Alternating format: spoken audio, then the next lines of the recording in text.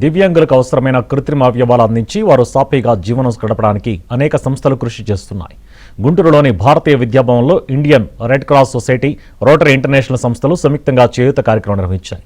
300కు మంది దివ్యాంగులకు కృత్రిమ అవయవాలు అందజేశాయి. దేశవ్యాప్తంగా పలు ప్రాంతాల నుంచి రెడ్ క్రాస్, రోటరీ సభ్యులు ఈ కార్యక్రమంలో పాల్గొన్నారు.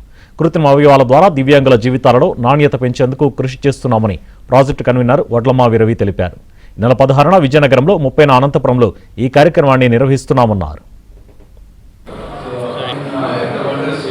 ఈరోజు ఇండియన్ రెడ్ క్రాస్ సొసైటీ మరియు రోటరీ ఇంటర్నేషనల్ డిస్ట్రిక్ట్ 3150, 3020, 3160ల సంయుక్త ఆధ్వర్యంలో LN4 ఫౌండేషన్ వారి సహకారంతో కృత్రిమ చేతుల్ని అందచేసేటటువంటి ప్రోస్థెటిక్ హ్యాండ్స్ని అందచేసేటటువంటి ఈ కార్యక్రమం ఈ రోజున ప్రారంభమైంది.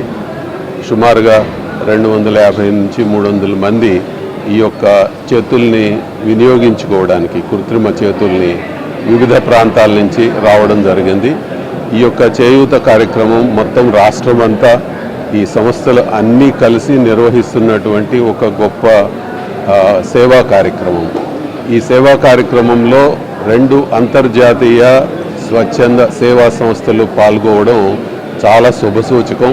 అందున ఈవేళ స్నేహితుల దినోత్సవం రోజున ఈ యొక్క సేవా సంస్థలు కలిసి పనిచేస్తూ ఒక గొప్ప మానవతా ప్రాజెక్టుని ఇంప్లిమెంట్ చేయడం అనేది చాలా గొప్ప విషయం. ఈ రోజున గుంటూరులో భారతీయ విద్యాభవన్ ప్రాంగణంలో చేయూత అనే కార్యక్రమం ద్వారా వికలాంగులకి కృత్రిమ చేతులు ఇవ్వడం జరుగుతోంది.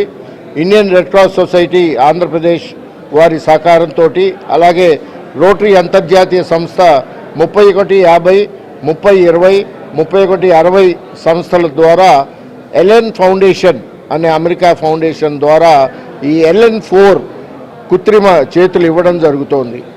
ఈ చేతులు, ఈ అవయవాలు మేము ఇచ్చిన వారికి డిగ్నిటీ ఇన్ లైఫ్ వస్తుందని, ఈ చేతుల ద్వారా వాళ్ళ క్వాలిటీ ఆఫ్ లైఫ్ మారుతుందని ఒక ట్రాన్స్ఫర్మేషనల్ ప్రోగ్రామ్ కింద మేము భావిస్తున్నాము.